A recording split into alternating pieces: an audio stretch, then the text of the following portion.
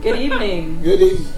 Thank you all for joining us for our second episode of Skin Deep.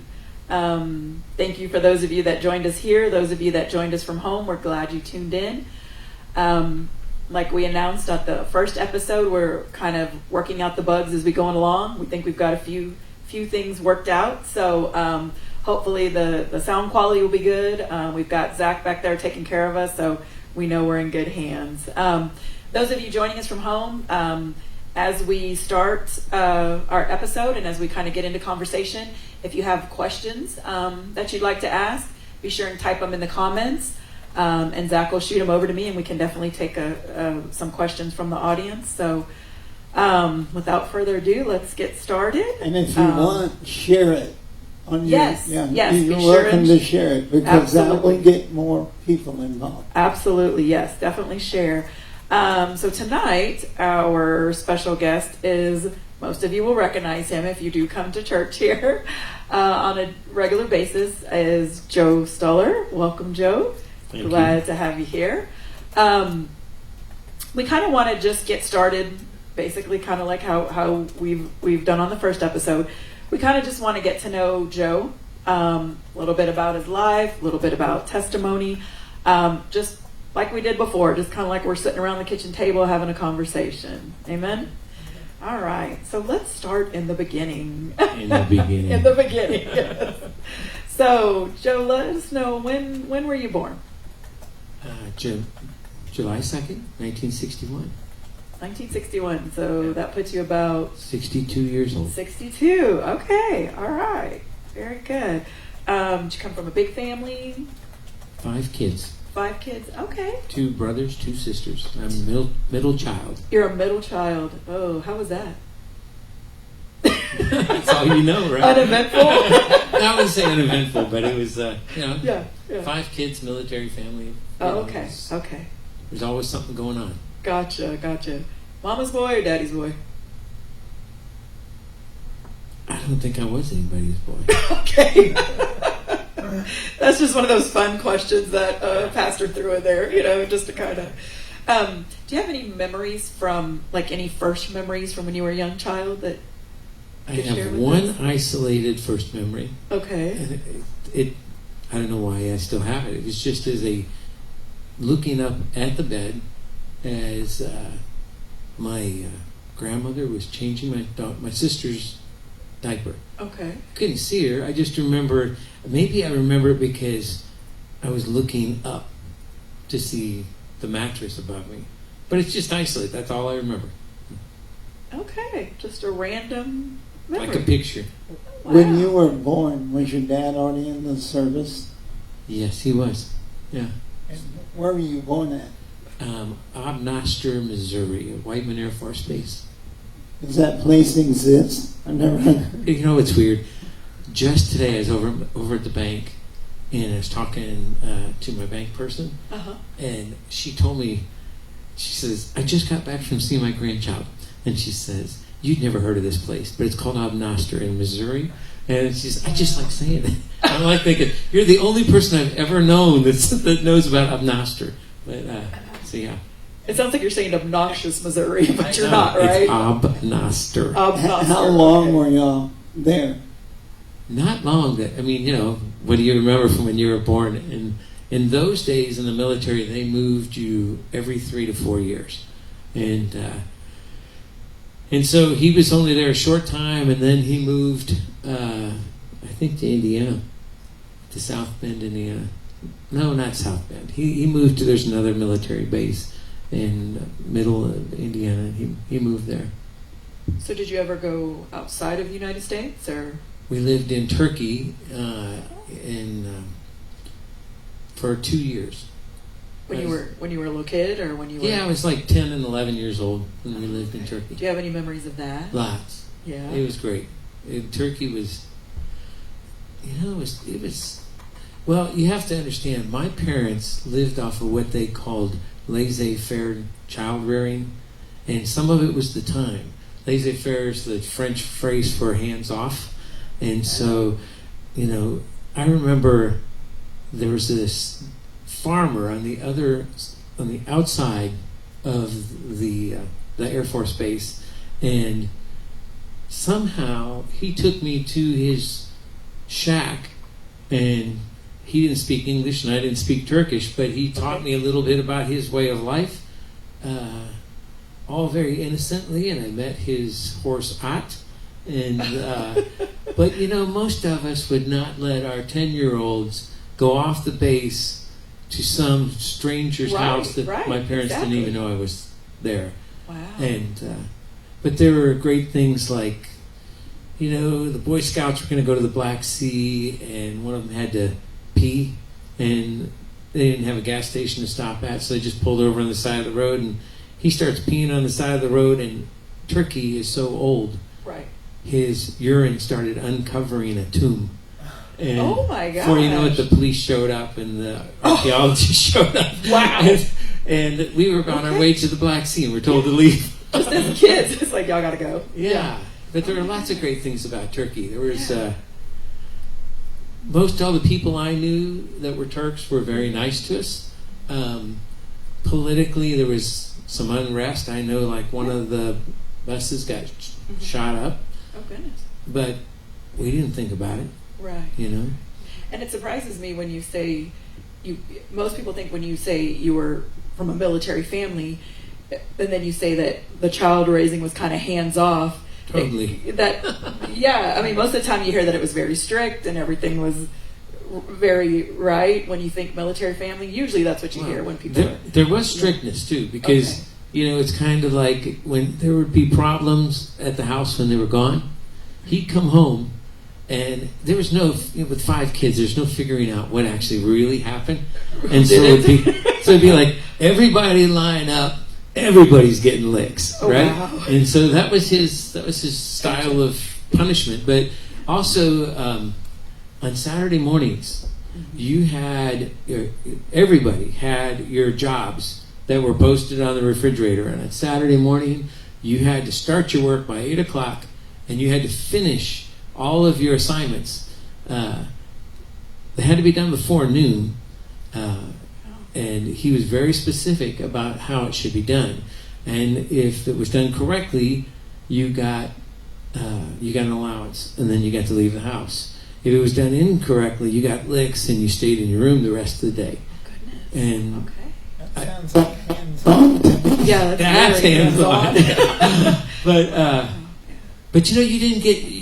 It encouraged you to do your job well. That's what. Yeah. And I think I only got licks once. Right. But his idea of quality controls, like one of my jobs was to mop the floor. But you couldn't use a mop because that was a lazy person's way to do it. You used a 4-inch, regulation 4-inch by 4-inch piece of terry cloth, and you kept it clean. There should be no streaks left behind. Wow. And it wasn't that he was a turd. He was a really great guy. Right. But from, 8 or 10 years old, maybe younger than that, you knew what was expected of you and you performed it. Right. Taught you discipline. And, What kind of school were you doing? Oh, there was on the base? Or? Yeah, I was on the base. And your mom, was she a homemaker, or was she? Yeah, back in those days, and in military life, Right. As an officer, he was an officer. He was a chaplain, and in Turkey, he was on that base. He was the 3rd highest ranking person on the base. Oh, wow. And much of the time when that I was aware of what was going on, he was high ranking. Okay. And Mom was kind of like, their job as a military officer's wife was to take care of the family, make sure the kids did not get in trouble for anything. But also they had specific things. Like they had, it almost sounds, if you ever watched like the movies from the 70s, the thing, like if Dad were to go to something in the evening, there would be an officer's wife's club's event. And if you wanted to go anywhere in the military, your wife better go to those events and be the, take on responsibilities and do things for the community and organize things. And she had a lot of that. Wow. Yeah. And 5 kids to look after. Yeah. Wow. Okay. All of the school was people in the military. Not, or there's some from Turkey there also. No, it was what they call a Dodge school. And in Dodge schools, they're not really military people. They're like regular teachers that sign up to work in Dodge. And they come over there and they teach just like a regular classroom, and they all speak English. I think there was one teacher that was a Turkish teacher, and she kind of taught you a little bit about the ways of the Turks. Right. So fast forward a little bit to when you were a teenager. When did you leave home? I left home at 17. Okay. My dad got transferred here to Randolph, Oh, okay. and we were stationed in Mississippi. And I was only a junior in high school, but I knew ahead of time that he was going to be coming here. Right. And so back in those days, you could take night school and correspondence courses to knock out your classes early. Okay. And so at 17, I knocked out the rest of my coursework, which isn't unusual for today, but Right. Back then. back in that was 79, that different. was unusual. And got a job before they left at a car dealership doing auto body work. I couldn't do it while I was still in school, so I'd start on weekends and always had extra evening jobs, and got an apartment when I was 17. Which I don't think that most apartment places will rent to a 17-year-old nowadays. Right. And, Right.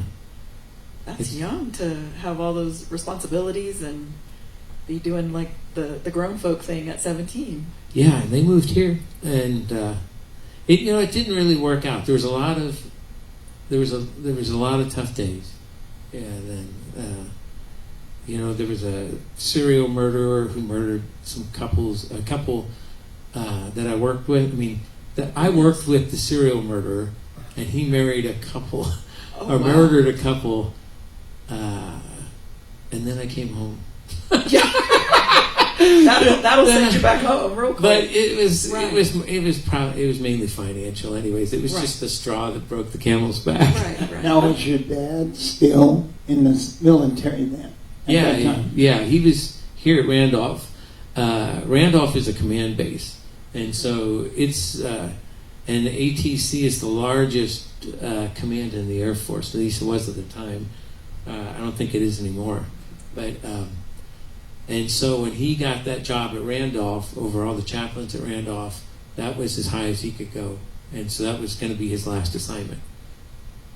And So with your dad being a chaplain, church I would assume, was a big part of your family, or? it wasn't as much as you would think. Okay. He was a chaplain, and he had lots of duties besides just being the chaplain. Right. But, growing up, I knew they had this thing. You have to do one service, or you can go to Sunday school. You can do one or the other, but every week you have to do one or the other.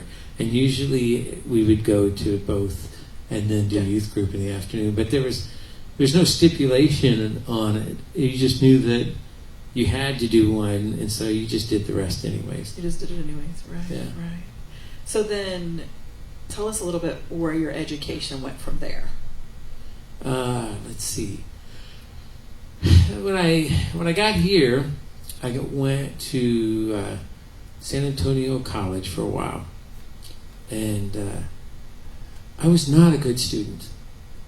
I was a horrible student. I was a horrible student, and You don't have to commit to anything. I was a horrible student, and I was a student, but I was also working full time. Okay. And I got to this period, and I was not living on my own. I was living with my parents when I moved back here, and I didn't like that. And the place I was working at wanted me to go to work for them. That offer was always out there to do it full time. Right. And of course, then from my mind, I'm thinking I'm not going to work for them. I'm going to start my own business. And So I remember writing on this notebook, here's what I want to do in life. Here's how quick I think I can get it done if I open up my own business. And here's how long it will take if I stay in school. And I quit school because school wasn't going well for me. In high school, they didn't really teach us how to learn. Okay. School has changed a lot. Right. Because I was a school teacher for a while, and that experience of nobody teaching me how to get it in my brain taught me, when working with kids, the most important thing is before you start teaching, teach them how to get it in their brain. Because later on in life, some Iranian guys taught me how to get it in my brain, and once I learned that later in life, school was a breeze. Yeah. Oh, okay. So you were a teacher, you said? Yeah, that's a big skip. What? Okay. Well, going from, because I spent 20 years with that business. Oh, okay. Okay. What were you doing? What was that business? Cleaning, dyeing, and replacing carpets and tile and all kinds of flooring. I think I knew that. Yeah. Okay. All right. And so then you said, jumping ahead. So after the flooring business, where did life take you then? Yeah. My dad was always hounding me that whole time about, and I see myself do the same things to my children, right? No. He's like, you're making good money, right, but you're not sticking any money away, and there's no retirement. And so as I got to be in my 30s, his pressure started coming on. right. And so somewhere around 34, I went back to school while I had the business. And, it's what's weird is I remember having this conversation with God, because everybody says you can't go to school full time and have a business. Right. You'll lose the business. And I remember, having this conversation with God. Please just help me to keep myself financially afloat with the business and help me to pass school. Right. Right. And during that time, the business actually exploded. We had branches. We started just in San Antonio, and during that time, I was in school. We expanded to Corpus and Houston. Wow. Just opportunities popped up, and so we expanded. So life was good, Yeah. even when I was in school. Even when you were in school. Yeah. And then at what age did you meet your wife and get married? Well, I've been married twice. Okay. My first wife, I met her very shortly after I moved to Texas. Okay. And we were married 13 years. And but it was not. It was. We were not naturally made. The thing about being unevenly yoked. Mm-hmm. We were not evenly yoked, and she is a wonderful woman, had a very kind heart, Mm-hmm. but yeah. Were you a Christian at that time? Oh yeah, All that time? that whole time, yeah. Okay. When did you give your heart to God that you felt you did? It was like it was a slow process, because even as a young person, I always kind of knew, and always had a prayer life. Maybe not as rich as I got as it is now, but I always had a prayer life, and in our household, especially with my dad, I mean, it was everything relates to spirituality. Right. Everything. And so, from a young child, that was my understanding of life.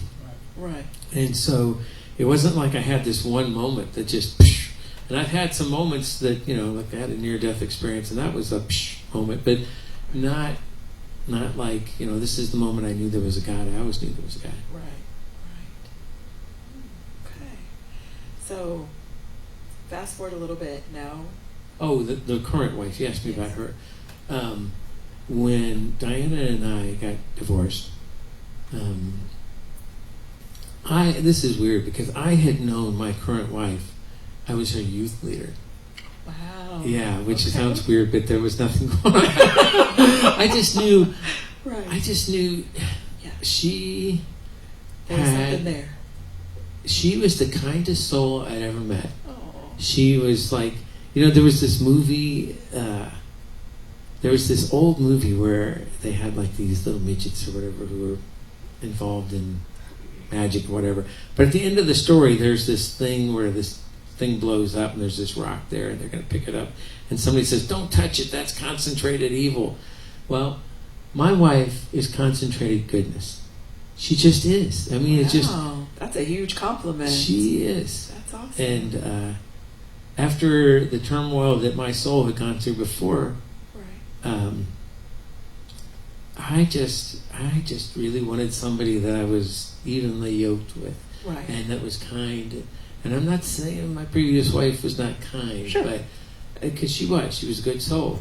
But Christy and I, she's the one. She's a much better a soul than I deserve by a long shot. Oh, that's an amazing compliment.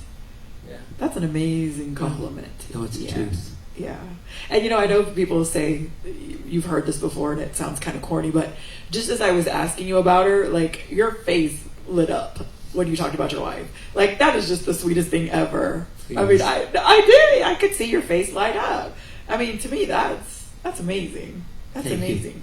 And so you have how many kiddos? I have a son from the previous marriage that we adopted. And that's JJ, and then Christy and I have Joseph and Kira. Okay. All right. Yeah. Very good. So, gonna flip over a little bit after, because we've, fired off question after question after you. So we'll let you relax a little bit now. No, I'm good. Just asking. And we'll do some fun questions now. So, you're on a deserted island. Okay. What 3 things would you want? And they cannot be people. Oh. We're not going to make it that easy for you. Oh, man. A guitar. A guitar? Okay. That one was easy. That's one. And you're not like life-sustaining things. Oh, wow. I don't know. I feel like I remember one Wednesday night service where you brought your dog. Oh, you're right. So I feel like you'd need your dog. My dog. Right? I the best dog. I saw that bond. Like, you need your dog, right? Yeah. He's one of those that, you go through a store, he really doesn't need a leash because he's going to stay right there. Stay there with you. And when you stop, he sits down. And if you're in any place that he doesn't know, he is like right on your leg. Right on your leg. And he's not like a little dog. And he's quiet. He's just got great manners. And he's a rescue. But then you're a cat person too, right? Because I remember you saying when you remodeled the home that you're in, you have like a cat room or a cat window or something. Yeah. You were trying to explain to me. Well, we just like animals. Animals bond easily with us in our house. Yeah. Almost any animal bonds with us. And so I've got a cat. We actually have 3 cats. I have a cat that when I was working on a house that we bought from Bubba's brother. And we bought this place, and there were a lot of animals at that place. There were lots of animals. Oh my gosh, it's like the ark unloaded there. There are all these cats and kittens, right? Right. And so you're trying to find people to take the cats, and we found plenty of people take cats. But there was this one cat that just, I'm out there working, he's climbing up my pant legs to climb up on my shoulder. Right. And to this day, thank God he didn't climb up my pant legs, but he jumps on my shoulder and hangs out on my back when we're walking around the house. But you asked about the cat room. The house we're in now, we bought from Wally. Okay. It's his next door to Wally's place. And it's not a real big house. Our cats are inside cats for the most part, because we used to live in the country, and where we were living before, a cat didn't make it a couple days being outside. Mm-hmm. I mean, we lost a lot of good animals to coyotes. And so, but we don't like cat boxes. Okay. But if you have an inside cat, you got to have a cat box. And so there was a little porch on the side of the house. And so I enclosed that porch and I call it a cat-atarium. Oh, okay, so you have a catarium. I have a cat-atarium in there, so that in the evening they can hang out. They can be in there, and then we have control. They don't destroy the house. There you go. That's awesome. That's where their litter boxes will be. So those of you that come to church regularly, you know that Joe plays, and I'm sorry, I'm bad with my instruments, guitar, but it's the what guitar? Is it? Which one? Well, I have a few. Okay. It's an acoustic. Oh, an acoustic guitar, okay. yeah. Because I know there's like bass guitar, there's this guitar, there's that guitar. Sorry, that's my ignorance. He played bass with the salsa. Okay. So you're a music guy, though. Yeah. We all know you're a music guy. So best concert you've ever been to? Best concert. It won't make sense, some of it. But as a young person, I went and saw John Denver, which, if I had to peg one. And the thing I liked about John Denver, he was on this revolving stage. And so every seat was a good seat in the house. And so it just constantly turned real slow. And, over hours, everybody got some intimate time with John. Although, I will tell you, I've seen James Taylor at the Majestic at least 3 or 4 times. And, oh my gosh, I love James Taylor. So music is a big part of your life. I know when we watch the different videos, you're always commenting on the different music and the different genres of music. So how did that happen into your life, the music part of it? My father came home from a remote assignment in Korea, and he brought home a couple of guitars. Okay. And there used to be an old guy by the name of Woody Guthrie. And you have to be pretty old to know who Woody Guthrie is. I've heard the name. Yeah. And Woody Guthrie was a great banjo guy, but he played a lot of guitar.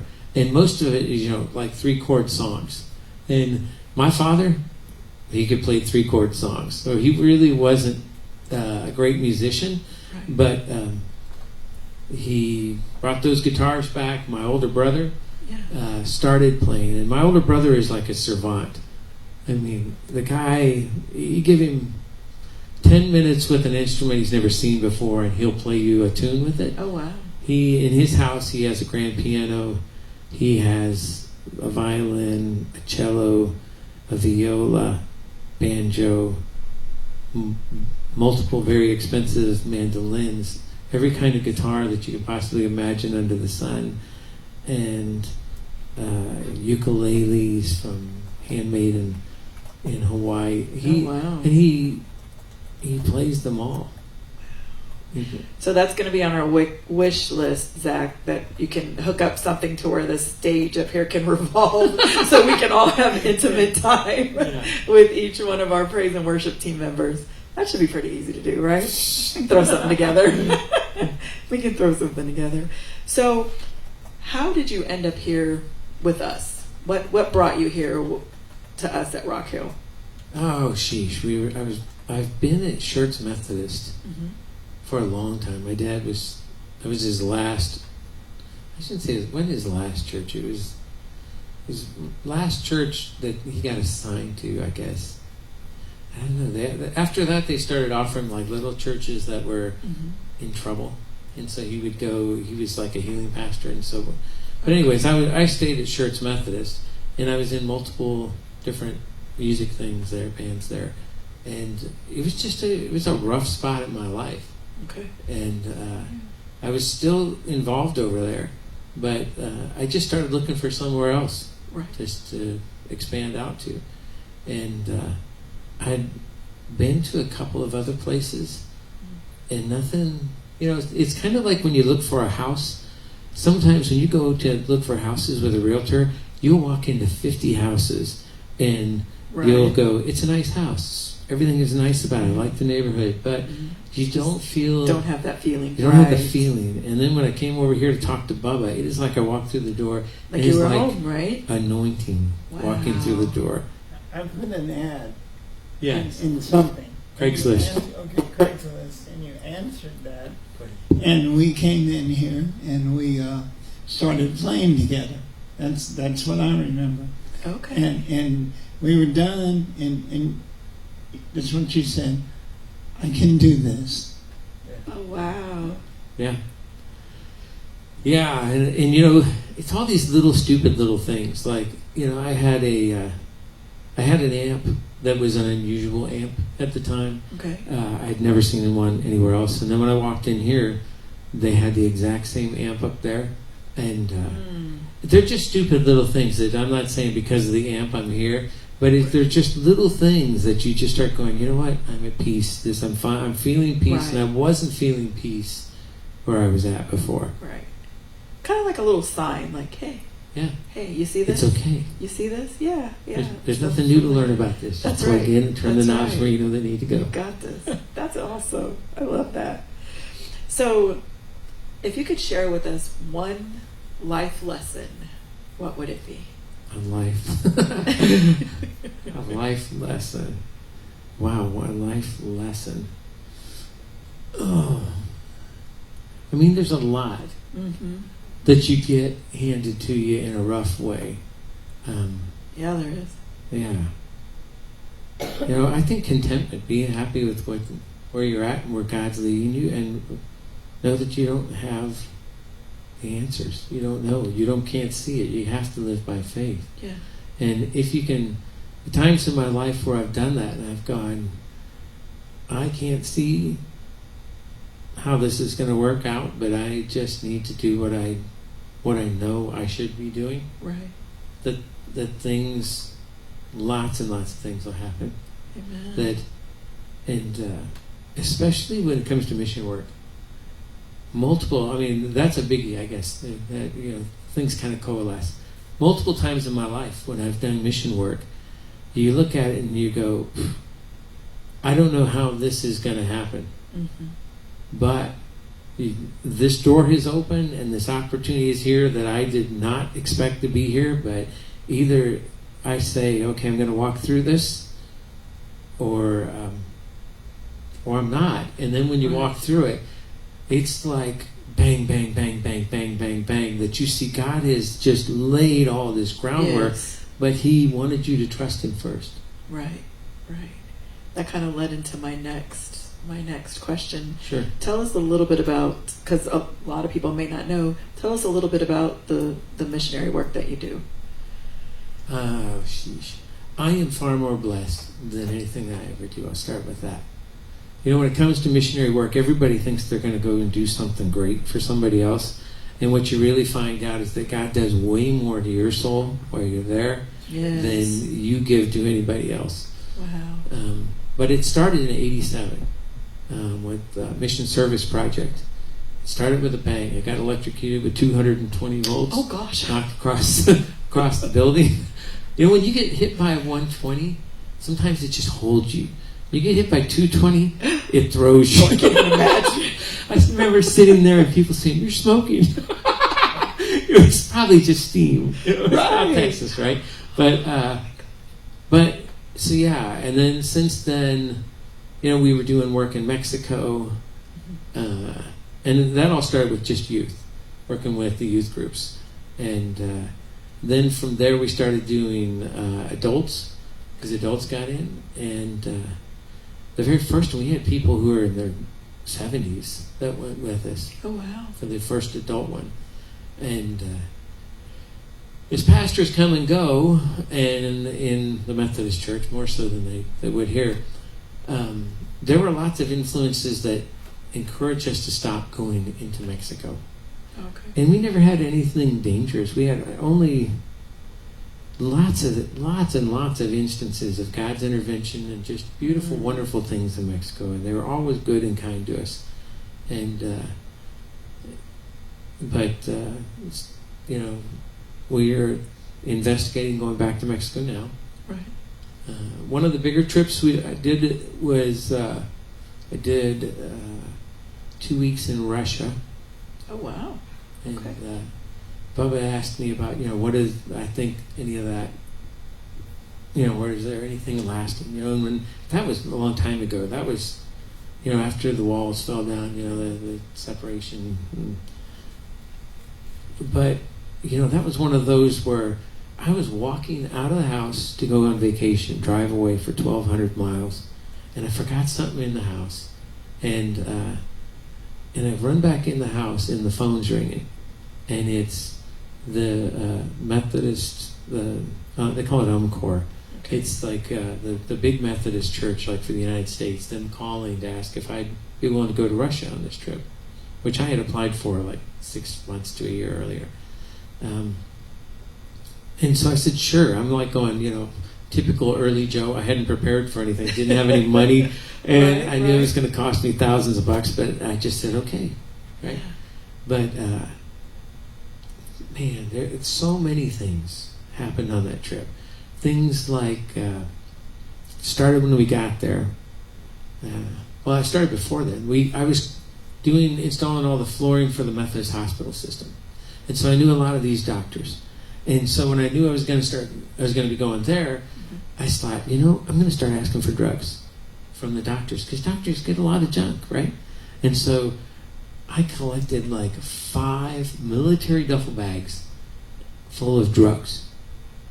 And also, young and stupid Joe, not that I'm a lot smarter now, I put them on the plane, took them to Russia, and they don't check that stuff when you're leaving the United States. How did you get they check it with all that?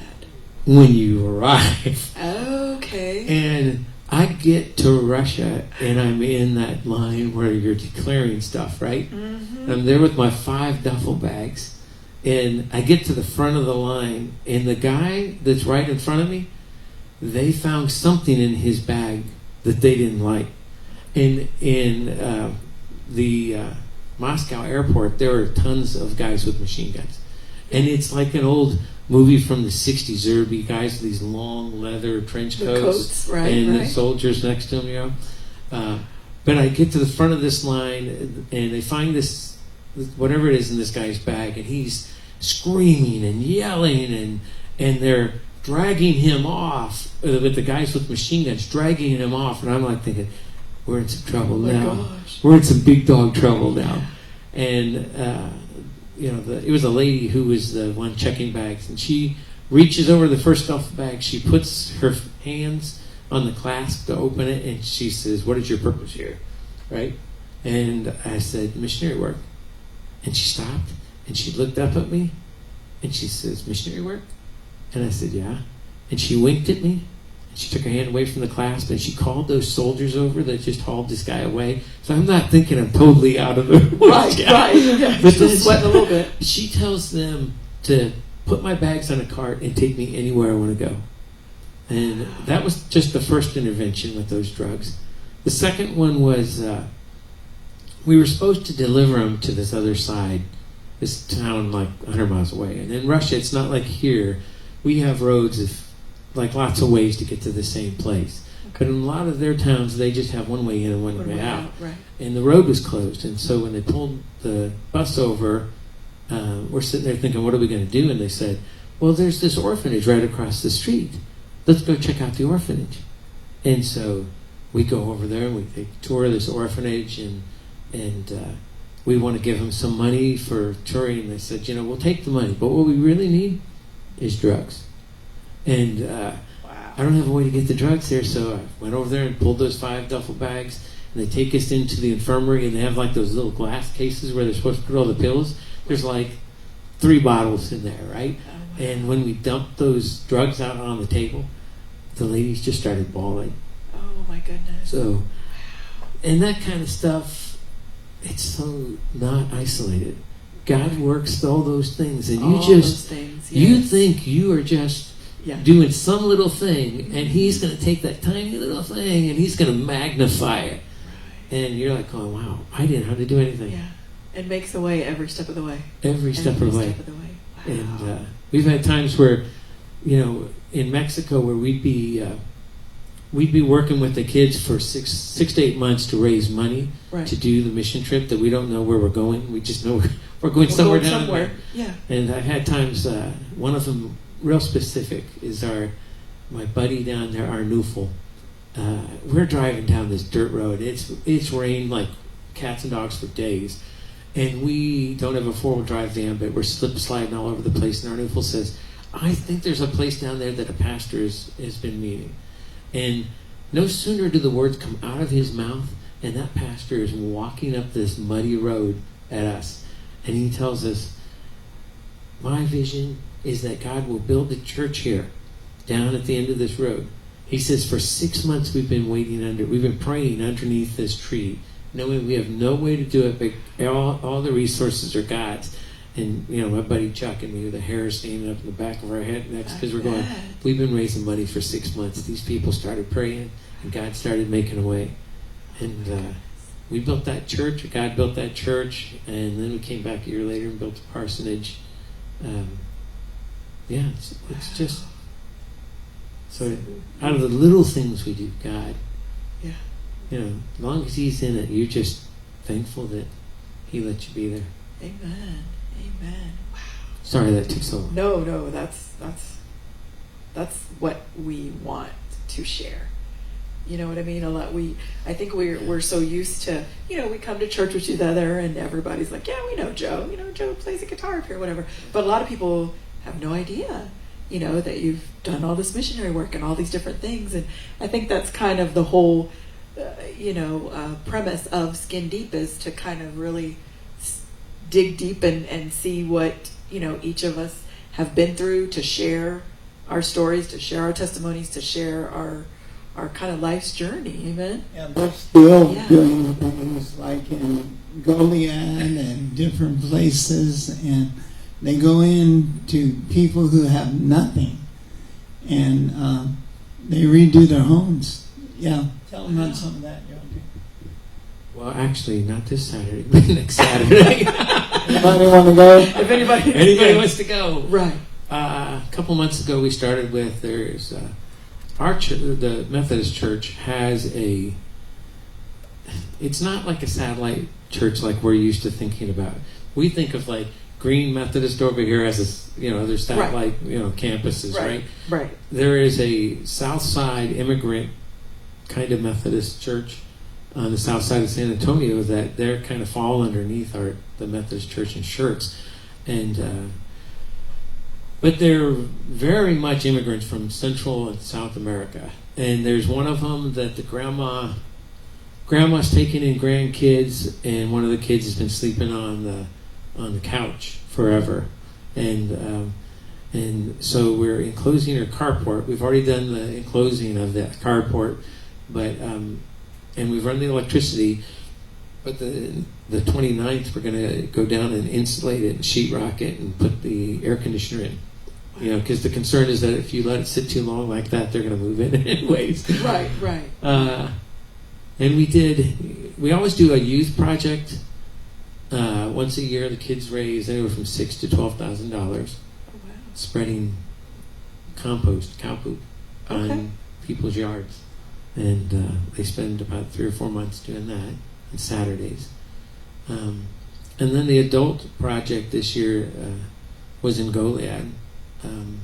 Part of our deal with Goliad, and this may sound inappropriate, so I don't know if it's I'm just going to be blunt. Our country's got some problems with race issues in our country, and the church needs to be the forefront of that. Amen. And so our thing with Goliad is that, I tell them, because we have a Black Methodist pastor down there.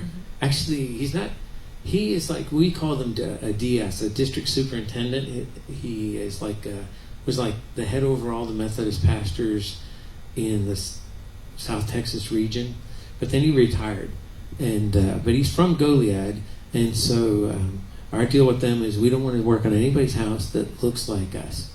You find us people who don't look, because Church Methodist is pretty much WASP. It's white Anglo-Saxon Protestant. Okay. And so, so we want to work on people's places that don't look like us. And he's been real good about getting us places like that. So for the last several mission projects, we go back to Goliad. The other thing is that you have to have staying power. Churches in general, when they do mission work, most churches, they go and they put a Band-Aid on a place. They come, they spend a week there, and then they disappear forever. You need to build a relationship to where the people, not just the people you help, but the people in the community see that God's people are coming and committed to helping them. And so yeah. So you're just busy 24/7, Joe. I'm not that not much. I was gonna say it sounds like you're just busy 24/7. I'm not much. I don't want it to come across like I think I'm all that, because I'm not. That's not. I'm just blessed that God's provided some Amen. opportunities. Amen. Yeah. But even with like all of that going on, you always just seem like one of the most like even keeled, right? Just laid back kind of guys. He's very energetic. Very energetic. I think he just walked 300 miles in Spain. No, Yes. it was only 83. Yes. Yeah, only 83 miles. Yes, yes. He's our world traveler, and then he just kind of shares his different locations so that we kind of, like on your last, to Spain, right? That's where you went this last one. You kind of took us on vacation with you, with posting the pictures and stuff, and that was really neat. I really enjoyed that. Thank you. I really enjoyed Now, that. now your dad retired here then from the Army or whatever. From the Air Force. He Air retired Force, here, okay. and he like dribbled kids all over the United States. I had a brother in Indiana, a sister in North Carolina, another sister in Florida, and yeah. And Now your mom passed away quite a bit ago. yeah, but after they were here, she had crippling arthritis. And you said something, I can't remember what you said the other day, last Sunday, about sometimes it's people's witness, right? That you don't know what, the things that you're going through, how they affect you. Right. But my mom spent a decade or so or two in horrible, horrible pain. And they used her as a guinea pig to try out all these new treatments. And I remember her multiple times crazy, just crying, saying, God, take me, I can't stand the pain. Yeah. Now I was privileged to meet your dad. Yes. Yeah, and he's a very intelligent man. And and he now came he into the did service. help. He did help build and start Shirts Methodist, right? Kind of in the beginning, Well, he went to Shirts Methodist when it was a tiny little, right? like you couldn't get 80 people to sit in there. And he took it over and started to grow, but shortly thereafter they built the new one. But I think it was after he left. I think it was right as soon as he left, they built the new facility. Me and him talked out on those jobs, and now I don't know how old he was, but he was already in the 80s probably, huh? He died at 89. And he could run a chainsaw all day long, move stuff around, and burn stuff, and so me and him would get into conversation, and we would just talk, and he'd tell me, well, what do you think about this? I'd say this, and then he said, well, this is the way we see it. And I said, oh, that's cool. That's all right. Not arguing, just talking. And then he'll talk, and then when you walk away, you realize, you know what? He told me something he wanted me to hear, but he wasn't real plain about it. When I got away, I knew that what he said was strong. Right. Yeah. I can remember one Sunday he came and administered here one Sunday. I remember that. Yeah. Okay. And he was a very, that was just the first time that I had met him or heard him, but he was a very strong speaker. He got your attention, so yeah. He's affected a lot in my life. He had a horrible, horrible childhood. And, most of what I know about his childhood is not because of he told me. Right. But my mother's brother, my uncle, was my father's brother's best friend. Okay. So they, the families knew each other. And I remember being on fishing trips with my uncle from my mom's side, and he would love to tell me stories about the child rearing on my dad's side. His dad was a traveling salesman and everything that goes along with that. Okay. And he died of cirrhosis of the liver when my dad was like really young. And then his mother just couldn't handle it, and she disappeared and became a prostitute. wow. and Okay. moved out of town. And, he saw her at the bus station, and, when she was going to leave, and she's sitting there telling him, "I'm not your mother. I'm not your mother. You go find another mother." And Oh my goodness. just hearing that story, Oh, yes. and thinking what a 10-year-old, 12-year-old child Would think, would go yes. through with that. And he and his brothers lived in like an old tractor shed, and his sister for a while. And he told me, he says, "I knew if I could get to my grandma's back porch at dinner time, she would feed me." Isn't that weird? Oh that my those were the goodness. days Yes. that he had to get to his grandma's house to get fed. Yeah. She eventually, it's like the stray dog hanging around enough. She eventually told him he could sleep on the couch, Yeah. and then eventually let him sleep in some other room in the house. But there's this other part that I've heard some old German women, Viola Kramer. I don't know if anybody here is from Schertz or has been around Schertz. They have a subdivision over there called Kramer Farms. Okay. Viola Kramer was a old German immigrant and talked with a strong German accent to the end of her days, and that subdivision is on her old farm.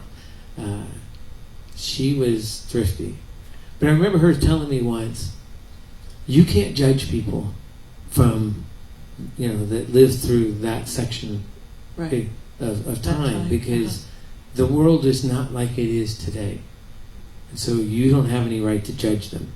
Not that we have a right to judge anybody, Right. but Right. but some things like grandma not letting her grandchild sleep in the house, Yeah.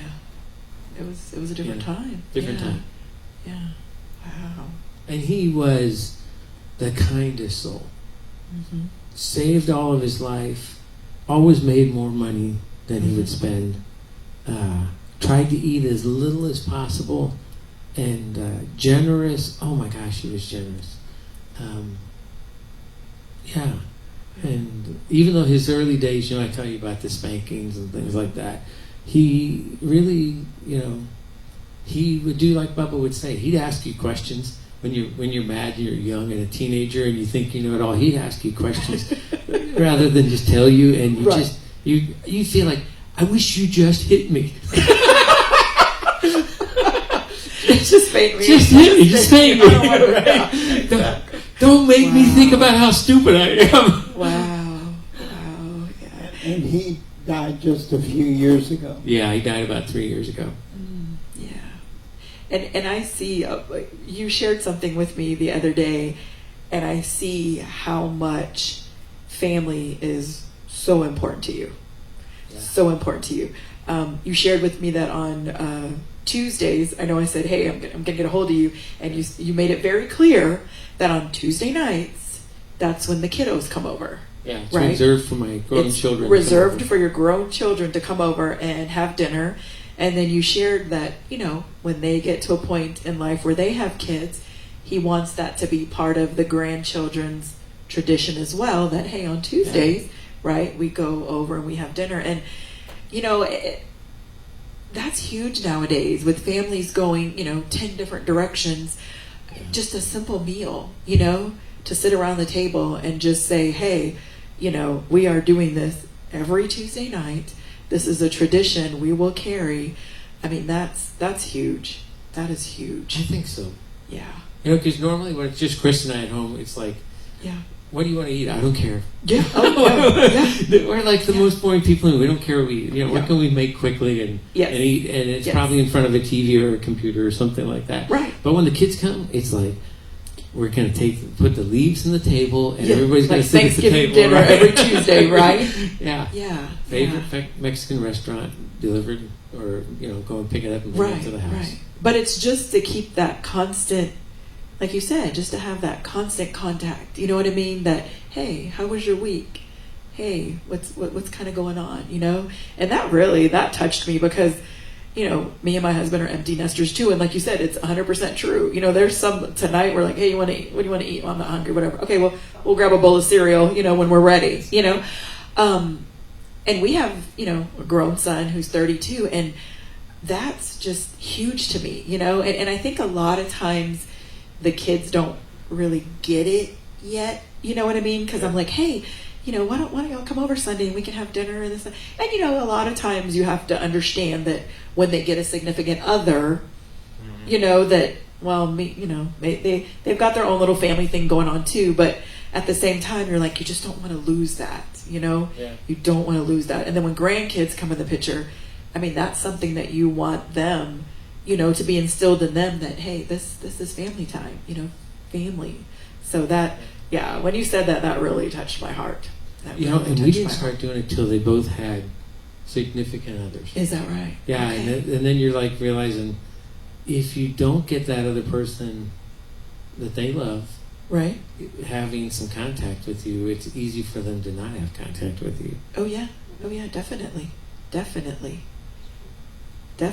You got a few more questions real quick? Yes, so let's see.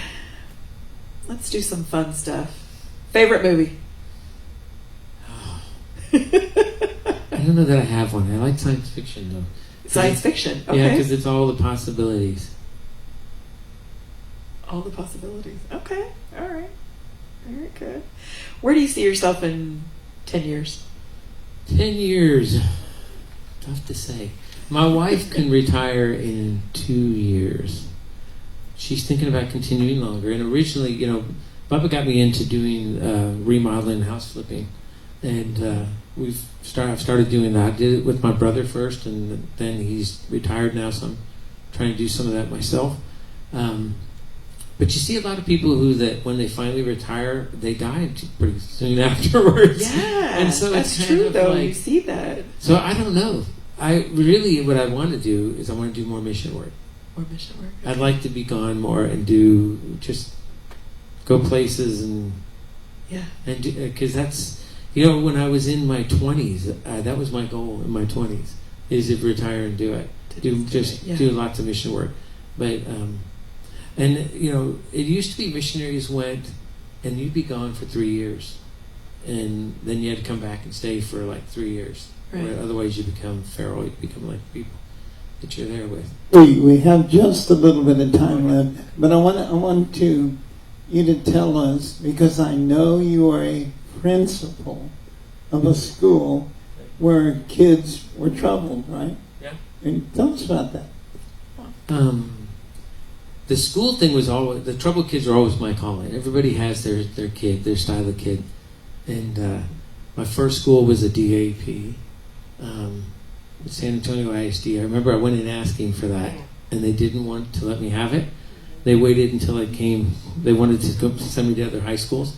And I said, no, I'm going to go find a school district when we work with troubled kids. Sorry, what's a DAP? Just an alternative educational program. Okay. So like an alternative school. Okay. And part of that was I made a promise. That was part of my promise to God. If He'd help me keep my business, I'd go work with troubled kids. And that was me fulfilling that. And so I did that for 7 years as a teacher. And then after that, I went to Church Cibolo, the opportunity to take over the school. Not like you can go straight from a teacher to doing that without additional education. In the middle of there, I got my master's degree and was offered the job and did that for 7 years. See, I learned something new about you. I didn't know you were a principal. Wow. No big deal. Georgie's like, that's a big deal. It's not a big deal. It's not a big deal. That's awesome. Well, we're glad that you found your way here. Thank you. And that you're with us because we so enjoy you and your music. And like I said, I just think you're just like one of the most chill, laid back guys. Like you come in and Joe's just like, hey, how's your week? How's it going? And sometimes things don't go as planned, like you said. They don't. And some of us are the by the book and have everything organized, and Joe's just like, it'll be fine, we got this, I've and been in that's some great. really hard situations. You think like you're worried for your life multiple times. Like I said, I had a near-death experience, and for a while after that, things were rough. Sure. And I've spent, so compared to feeling like, somebody's going to assault you, Doesn't This matter. is a breeze. This is a breeze. I love it. I love it. So one last thing before we let everybody go. One, from our episode last week, Dinah Jo shared her one little tidbit of advice for everybody, and she made it very clear to all of us that we all need Jesus, in case we didn't know that. So if you could just share one little quick, just little tidbit piece of advice, what would you kind of share with folks? When it comes to spiritual stuff, I always feel, okay, this is going to sound funky too. I always feel like the Holy Spirit gets hindtail. To use a country phrase. We talk a lot about Jesus, we talk a lot about God, but we really need the Holy Spirit. Yes, amen. And He is who is here. That's right. And there are so many ways for us to get in touch with Him and have Him be a regular part of our life and to commune with Him if we start our days out that way. That's right. Figuring out how we can, even if it's a small moment where you only have a small amount of time to dedicate every morning before you start your day with trying to connect to God. And for me, it's trying to... Yeah. It makes a huge difference. Makes a huge difference. Because on the days when you're in a hurry and you kind of run out the house and kind of just don't take time for that, you can tell it's different. Yeah, I try not never have a day like that. Yeah. Well, this has been great. I can't believe like an hour passed already. It's like we've just been talking for 5 or 10 minutes. So this was really great. We really thank you for sharing your life story with us, sharing your experiences with us. I know a lot of us, like I said, learned something new about you. I know there's folks that didn't realize the missionary work and stuff that you do. I didn't realize that you were principal. So yeah. So this has been really great, really great. We really appreciate it. Thank you. And for those of you at home, I'm hoping it's coming across as we're sitting here like we're just kind of sitting around and we're chill and we're talking. But when you're kind of the person in the middle on the spot, it's a little stressful at the beginning, right? It's a little nervous at the beginning, and then you just kind of first words. Hopefully we make you comfortable, and you're not like you're being interrogated or anything. So it's really peaceful. Okay, great. Everybody likes to talk about themselves. That's right. So schedule your time. That's right. Yeah. Sure. And again, if it's if God has put it on your heart that you would like to be a guest, reach out to myself, reach out to Pastor Bubba. Like we said, we just asked that you just kind of put together a short little biography about yourself. Again, we definitely want to use this platform to share our life stories, right? To share our testimonies. The things that we kind of want to stay away from is sharing our opinions, because we know we've all got that.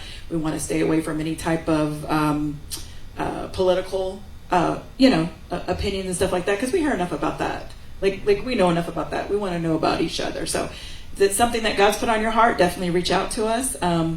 We thank you for joining us in person. We thank you guys for joining us at home. Next Wednesday, we will have our 2 singers here. They're going to kind of double team and do an episode with us. We will have Siobhan and we will have Abby here. So come out and join us in person or joining us online. And again, kind of think about if you've got some questions. We definitely like to, ask them some questions. But yeah, I think this is something, like I said last week, that the good Lord put on Pastor Bubba's heart, and I think it's definitely going in the direction that he would have it. So I loved Dinah's last week. It was great. It's it was great. history. Yeah. Yours was good too. Yours was good too. Don't sell yourself short. So I kept thinking that history teachers would use hers in their classroom. There you go. Well, we thank you guys for joining us. Again, Joe, we thank you. And you guys have a great rest of your week. And we will see you back here Sunday morning. Good night, everybody. Good night.